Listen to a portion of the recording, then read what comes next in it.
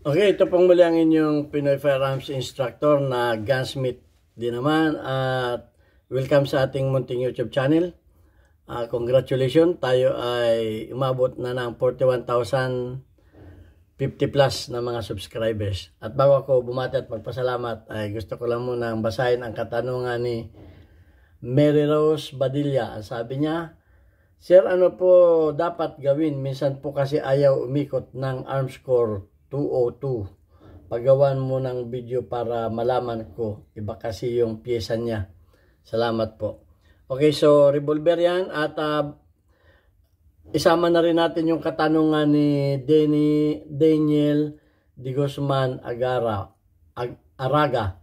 Sabi niya, Sir, magandang araw po sa inyo. May tanong lang po ako. Sana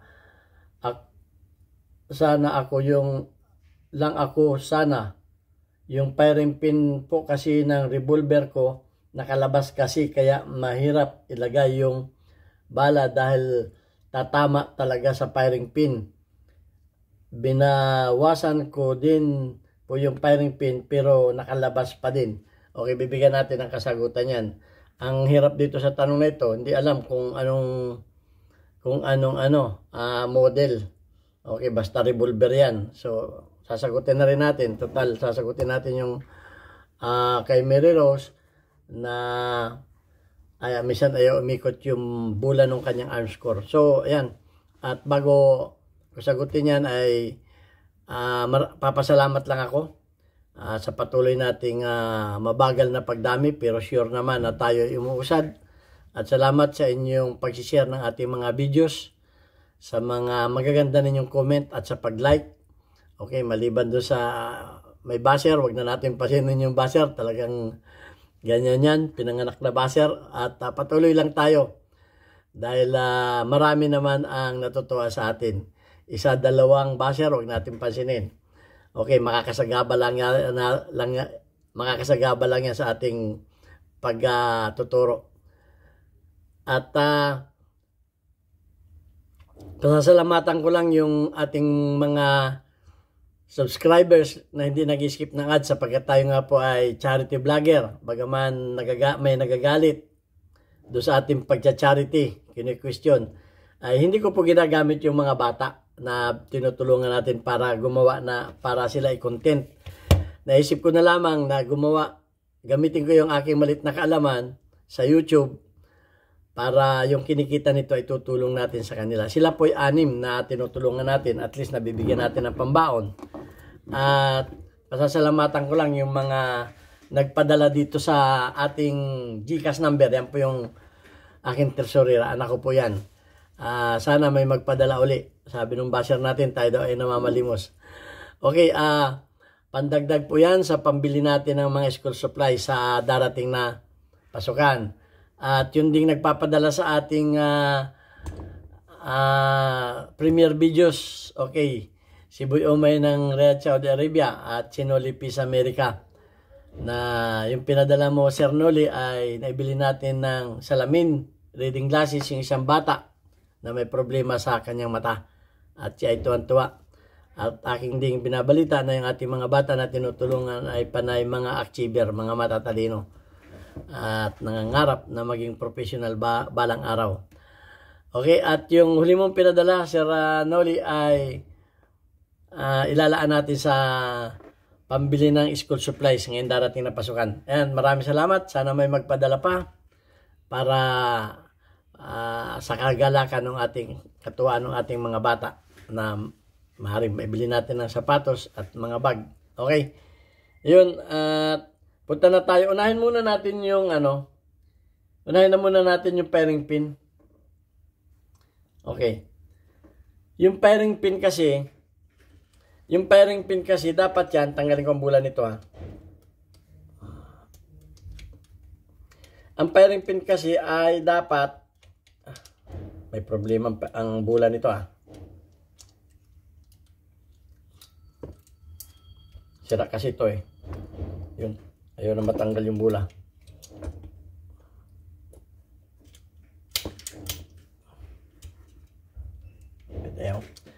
Dapat kasi yung firing pin yan ay hindi nakalabas dito. Pag nakalabas yung firing pin yan dito, yan ay sasabit sa bala. So yun ay, kaya sinabay ko na rin yung hindi umiikot. Pag nakalabas yan dyan, ay sasabit sa bala yung sasabit sa bala yung firing pin. Dapat yan ay nakalubog.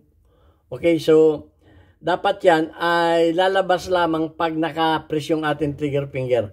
Okay, para natin ito makalabit, i-atras natin itong yan. Pag yan ay ganyan, yan. Pag yan ay saka lang nakalabas yung firing pin niya. Ayun, yung firing pin niya nakalabas. Okay, pag naka tayo. Yan. Papansinin niyo yung firing pin. At pag inalis natin yung ating trigger finger dito sa hammer, yan ay mawawala yan. Yun, nawala. Nawala yung firing pin. Lumabas. Bakit ganon? Okay. Sa mga paltik, ay sorry sa mga paltik, dahil paltik yan. Dahil yan ay, itong Smith & Wesson, ay meron niyang rebounds spring housing. Ito po yun, ito yun. Ito yung nagpapabalik. Okay, aanin ko ulit sa inyo, papakita ko ulit sa inyo. Ayan. So, ayan. Pagka yan ay ating kinalabit, kakalabitin ko Ayan. Ayan. Ayan, pumalo. Mapapansin ninyo itong banda rito, ito ay aatras ng kaunti itong hammer dahil itataas yan itong rebounds. Itong rebounds housing. Kasi rebounds spring yan Ayan Yun mapapansin ninyo, yung hammer ay kumakawang, umaangat. Mapapansin ninyo dito nakakonekta yan. Ito, tingnan ninyo yung daliri ko Ito, meron yan dito parang hams natutulak dito sa hammer. Ayan Yun. Yung tumutulak yun dun. So, dapat aatras yan. Yung firing pin ay pag kinalabit mo lang, lalabas. Pag inalis mo na yung babalik yung hammer ng konti para yung firing pin ay bumalik. Kasi yung firing pin yan may mga video, actually may videos na tayo nito. Yung firing pin yan ay may maliit na return spring. May return spring yan kaya nailulubog dito. May return spring yan. So yun, ang isa. Tingnan naman natin ito ay Smith & Wesson. Tingnan naman natin itong Taurus. Kasi hindi naman sinabi kung ano ang model, pero kung yan ay Paltek, ay sorry. Ito namang Taurus, pansinin natin yan. Ganon din yan. Mapapansin natin yan, na pagka kinalabit nyo, lalabas yung firing pin dito. O nakalubog yung firing pin yan Ayun, yung firing pin yan, mapapansin ninyo. Yan. Ay, wala pala itong walang firing pin block. So, mapapansin ninyo na ito rin ay wala pala itong firing pin. Meron kasi ditong firing pin block yan, na wala na. Ito ay atras. So, kulang ito ng pisa, walang firing pin block dito. So, ito naman, may firing pin block na pumupunta dito para ito ay bumalik. Okay? So, ayan. Kaya, yung firing pin block naman ito. Yung firing pin block naman ito dito ay bababa. Na-explain ko na ito bababa yung firing pin block nito dito para yung kanyang firing pin ay umatras. Ito kasi, yan, may firing pin block na yan. Ganito ang itsura ng firing pin block, Ito ay nagawan ko na ito ng video Yan yung firing pin block natin. Ito yung firing pin block na Ito yung nakalagay dito. Yan. Ito yung bumababa, tumataas. Yan. Pagka kasi ito ay bababa ito para yung firing pin ay umatras. So yan ganyan. So hindi pare-pareho ang mga niyan dapat talaga aatras yan. Kasi pag pinutulan mo yung firing pin naman yan, hindi na yan puputok, hindi natatama yan sa primer. So ayan, at hindi ko alam kung ano ang modelo ng baril. Kung yan ay Paltek, ay lalong hindi natin alam yan. So ganun lang. Ang mga Taurus ay may firing pin safety block dito. Ito, ganito yan Ito ay pagka pumalo yung hammer, ito ay kakalso sa firing pin. May video na tayo nito. At pagka inalis ninyo yung trigger finger ninyo, ito ay bababa, yung firing pin atras. Okay, ganun. So, napaliwanag ko na sa inyo. Punta naman tayo doon sa hindi umiikot ang bula. Ito. Okay. So, marami ang dahilan kung bakit ang bula ay minsan na hindi umiikot. Unang-una, titingnan ninyo ito. Itong kuha na to. Ang tawag dito ay cylinder lock. Okay, cylinder stop. Yan, ito. Pagka ito ay inano ninyo yung hammer at hindi yan bumababa. Yan. Ayan pagka yan ay malabo. Ayan. Ito. Pagka yan na pagka ginagalaw ninyo ito at hindi bumababa at laging nakataas yan, hindi ikot ang hindi ikot ang bula niyan kasi nakalak. Ito ang lock sa bula eh. Yan yung pumapasok dito oh. Yan. Yan yung nag-i-stop. So isa yon, hindi ikot ang bula. Pero ito ang malimit na dahilan, itong hand. Ito yung hand niya. Pag iyan ay yung kinakalabit, yan ay, ayun o, tumataas ito, lumalabas dito, at yan ang nagtutulak. Yan ang nagtutulak dito. Ngayon, tingnan natin to Ito talaga ang nagpapano dyan. Pag yung hand na yan, ito may mga videos na ako nito, hindi lang ninyo napapanood eh. Pag yung hand na yan ay, yun nawala itong Pag yung hand na yan ay hindi bumabalik, yan, kamukha niya, hindi bumabalik yan hindi bumabalik, iyaan ay magiging palyado. Kasi minsan, aatras yan, minsan hindi. Parang ganito, ito. Pag yan ay, ito tingnan ninyo yan Dapat yan laging nakalabas doon. Kasi yan ang tatanggalin ko Yan ang tutulak. Yan ang tumutulak dito. Yan ang tumutulak dito. Yan ang tumutulak diyan. Okay? Pag ito ay napudpud na at minsan ito, pag inyo kinakalabit, minsan pag ito ay walang return spring, ito ay gumaganon. Pag yan ay gumanon, minsan hindi ikot. Minsan iikot. Kaya titingnan ninyo kung ito yan eh. Kung ito ay may return spring, ayan bumabalik Ayan bumabalik. Kasi yan ang lumalabas yan dito. Okay, ano ko atras ko muna to. Kita ninyo na. Ayan yun lumalabas yun. Lumalabas yan dyan. Yun. May kita ninyo. Yun lumalabas yan dyan. At tinutulak niya itong ratchet. Ratchet ito. Ito naman, nakakabit yan dyan sa kanyang ejector. Yan, na ratchet. Ang tawag ng iba dyan ay bulaklak. Yan baka tayo ay mabas na naman. Yan ang tumutulak dyan. At pag ito ay may mga parte na, kasi kung anim na yan, meron kasing 5. Kung yan ay 6 din ito. Ngayon pag ito ay napudpud, itong tinatamaan ito. Pagka yan ay na gasgas na, napudpud na. Minsan yan ay hindi kumakagat, atras na yan. Minsan yan kakabyos. Minsan kumakabyos yan. Kaya minsan yan ay umiikot, minsan na hindi. Yan ay kakabyos. So ito yung hand, ang tawag dito. Ang tawag ng iba dito, toser. Pero ito ay hand. Yan ang nagano dyan.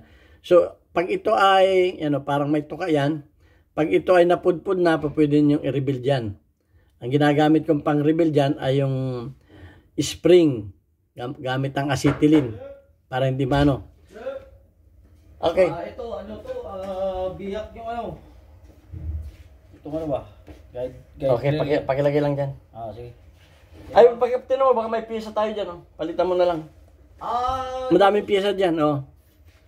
So, gano'n ang, ano yan, pagka gumagawa akong video. Gano'n ang function yan. Pagka ito ay napudpod, minsan kakabyos, minsan hindi. Pag ito din ay napudpod, minsan kakabyos, minsan hindi. Na re-rebuild rin ito, kung meron diyang TIG weld o MIG weld, mas magandang pang-rebuild dito. Tapos ay, siyempre, kukunin ninyo yung dating, yung hugis niya. Gano'n ang paggawa niyan. At Magan Smith din ang gumagawa niyan. So, pwede naman ninyo yung, kung kayo ay pag binidapan ninyo yan, pwede ninyo gamitan niya ng, ibalik ninyo yung hugis niyan sa pamagitan ng paggamit ng mga dream mill. Okay, ito yung mga bala ng dream mill. Ayan o, maliliit na ganito, mga dream mill, ginagamitan yan. Meron namang ibang matsatsaga, yung bari ng putol, hinahasa na matalas, tapos ay kinakarbing yan. Yung ibang mga pero ang pinanggagawa ko lang talaga dito ay ito. Ginagamitan ko ng marami kasi itong mga talim na ganito eh. Ayan o, ginagamitan ko ng mga ganito na talim. Dream mill ang ginagamit ko dyan, pag ganyan. Okay, ano ba yung dream mill? Papakita ko lang sa inyo. Saglit lang ha. Iwan ko lang ito dito. Okay. Kuha lang ako doon sa... Oo.